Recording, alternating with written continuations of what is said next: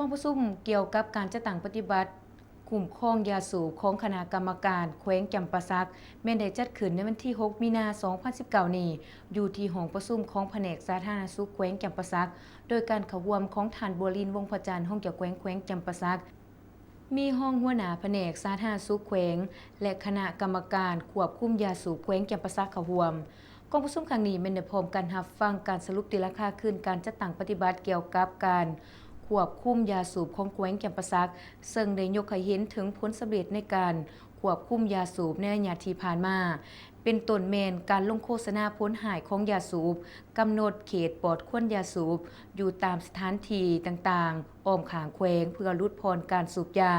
จากนั้นกองประชุมก็ได้พร้อมกันรับฟังดำรัสฉบับปรับปรุงโดยนำใส่มาตรการอื่นๆต่อการละเมิดกฎหมายและระเบียบการเกี่ยวกับควบคุมยาสูบของรัฐบาลแห่งสปป.ลาวฉบับเลขที่52ดำรัสของนายกรัฐมนตรีแห่งสปป.ลาวฉบับเลขที่370ว่าโดยการพิมพ์คำเตือนเกี่ยวกับสุขภาพใส่วัตถุหุ้มห่อผลิตภัณฑ์ยาสูบและดำรัสของนายกรัฐมนตรี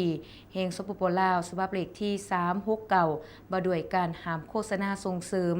การบริโภคผลิตภัณฑ์ยาสูบเพื่อให้คณะบริการคุ้มครองยาสูบแขวงจำปาสักนำเอาหลักการระเบียบการมาตรการเกี่ยวกับการห้ามทุกการกระทำที่เป็นการโฆษณาบริโภคยาสูบเพื่อลดพรการสูบยาของประชาชนแน่ใส่ป้องกันสุขภาพของประชาชนเว้าร่วมว่าเฉพาะประชาชนแขวงจำปาสักให้ฮู้ว่าการสูบยาเป็นอันตรายต่อสุขภาพและมีผลกระทบต่อเศรษฐกิจและสังคมสกัดกั้นการสอกหาวิธีเพื่อโฆษณาประชาสัมพันธ์ให้แก่มวลชนบ่ให้ส้มใส่ผลิตภัณฑ์ยาสูบทั้งนี้เพื่อเป็นการพันขยายเนื้อใน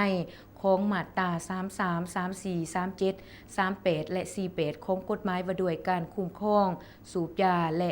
ควบคุมฉบับเลขที่07ทับสปสลงวันที่26พฤศจิกายน2009เฮ็ดให้การจัดสถานที่ปลอดควันยาสูบการพิมพ์คำเตือนสุขภาพใส่วัตถุหุ้มห่อผลิตภัณฑ์ยาสูบและการห้ามโฆษณาผลิตภัณฑ์ยาสูบให้มีผลศักดิ์สิทธิ์และเป็นเอกภาพในการจัดตั้งปฏิบัติในขอบเขตทั่วประเทศ